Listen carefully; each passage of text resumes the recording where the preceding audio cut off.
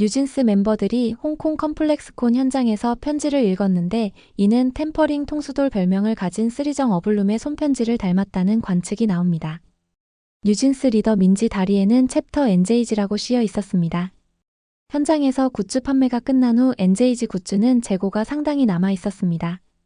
미니지는 작년 4월 랜덤 카드 방식 등 K-팝 굿즈 상술에 대해 비판한 바 있는데 뉴진스는 홍콩에서는 NJG 굿즈를 판매하면서 3종 이상 구매 시 복권 형태의 기회를 주는 등 상술을 보였다는 이야기가 나옵니다.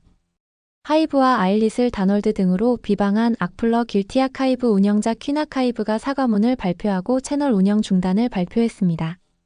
그러나 퀸 아카이브는 계정 폭파 후에도 길티 아카이브 시즌2 계정을 통해 활동을 지속하고 있습니다.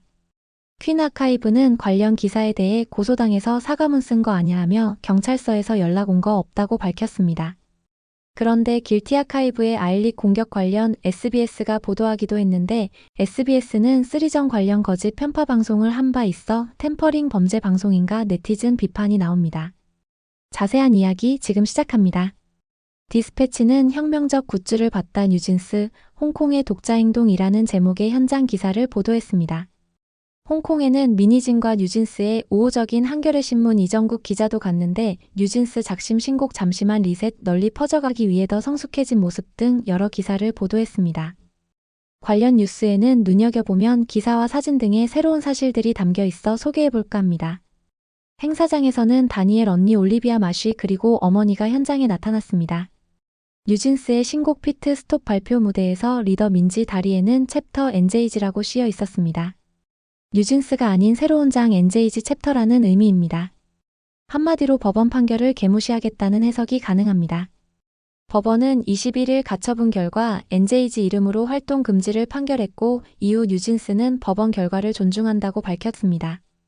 그러나 뉴진스는 중국 특별행정구역 홍콩에서의 공연을 강행했고 더욱이 리더 민지가 앞장서 법원 무시하고 막무가내 NJG를 고집한 셈입니다.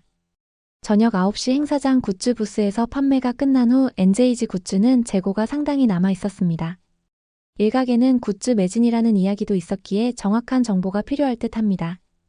NJG 굿즈에 대해 미니진의 과거 발언이 재조명되고 있습니다. 미니진은 지난해 4월 25일 기자회견 등에서 K-팝 굿즈 상술에 대해 지적을 했습니다. 미니진은 ESG 경영하시라고. 단순히 오일, 녹는 종이, 이게 무슨 말장난이야? 종이는 다 녹아요. 차라리 앨범을 덜 찍어야지. 뉴진스는 랜덤 포토카드 없이 성적이 나왔어요. 그거 다 팬들에게 부담이 전가돼요. 꼼수 안 부려도 잘 될 수 있다는 걸 보여주고 싶었습니다. 등 발언을 했습니다. 한이는 지난 22일 미국 주간지 타임과의 영상 인터뷰에서 K-팝의 구조적인 문제를 지적하며 K-팝 산업계에는 소속사들이 아티스트를 인간이 아닌 상품으로 보는 구조적인 문제가 있습니다. 라며 말했습니다.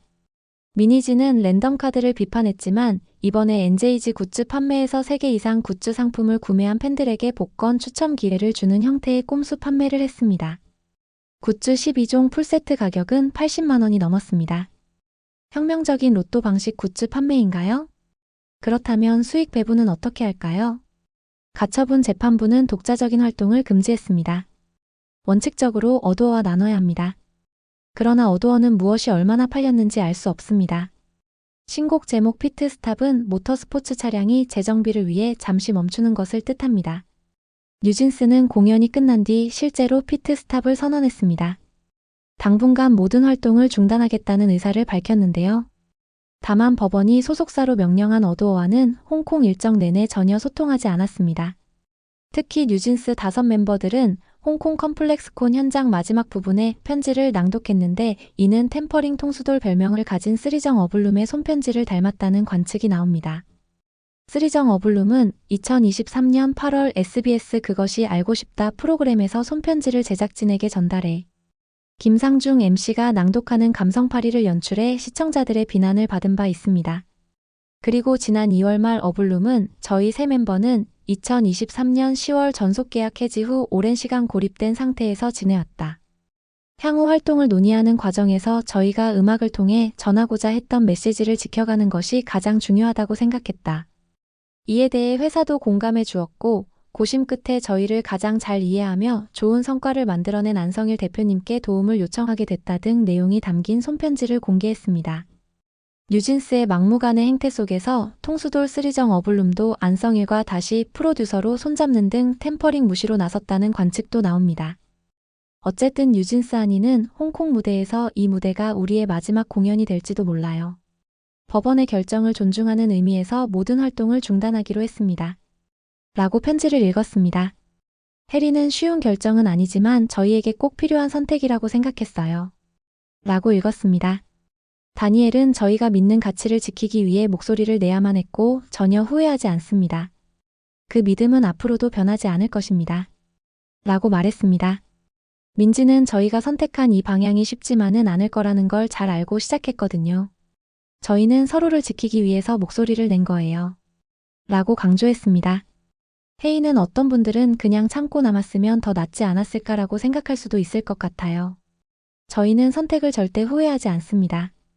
라면서 눈물을 흘렸습니다. 일각에서는 멤버들이 자주 눈물을 보이다 보니 혜인의 눈물에 또 감성팔이 눈물이냐라는 반응도 나옵니다. 그간 한이가 작년 10월 국회 국정감사장에서 그리고 작년 12월 CBS 김현정의 뉴스쇼에서 눈물을 흘렸습니다. 다니엘은 최근 법원에서 눈물을 흘린 데 이어 타임과의 인터뷰에서 눈물을 흘렸습니다. 뉴진스 멤버들은 홍콩 행사 내내 팀명 뉴진스도 NJG도 말하지 않았습니다. 다만 민지는 이게 끝이 아니라는 걸 알아줬으면 좋겠습니다. 저희는 반드시 돌아올 거니까요. 지금까지 민지, 한이, 다니엘, 혜린, 혜인이었습니다. 라고 멤버 이름을 언급했습니다. 그러나 굿즈는 물론 행사장 내 배경, 외부 광고판, 낙서판 등에는 NJG를 사용하고 있어 사실상 법원 무시, 소속사 무시, 그리고 한국 무시 등을 했다는 네티즌 반응이 나옵니다. 특히 뉴진스가 최근 미국 주간지 타임의 법원 판결을 비판하고 한국의 현실이라면서 K-팝 시스템 및 자살률 등을 언급하면서 혐한 발언으로 국민적 분노를 받고 있습니다. 다음 이야기입니다.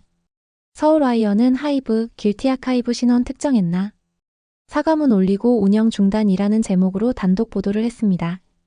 하이브가 자사와 산하 레이블 빌리프랩 아이릿을 비방한 SNSX의 길티 아카이브 운영자에 대한 보도였고 미국 법원에서 디스커버리 제도를 통해 신원을 특정한 것으로 보인다고 했습니다.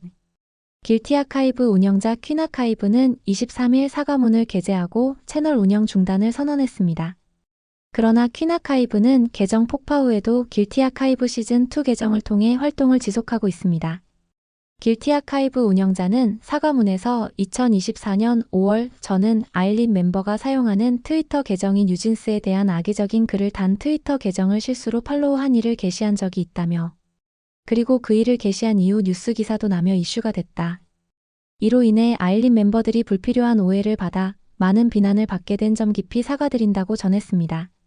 이어 그는 제가 어떤 생각으로 올린 글이든 결국 상처받고 피해본 건 어린 소녀들이었고 그 점을 뒤늦게라도 깨닫게 되어 진심으로 사과드린다며 제 행동에 대한 책임을 지고자 자숙의 의미로 한동안 길티 아카이브 계정의 운영을 중단한다. 다시 한번 아일린 멤버에게 진심으로 사과드린다고 덧붙였습니다.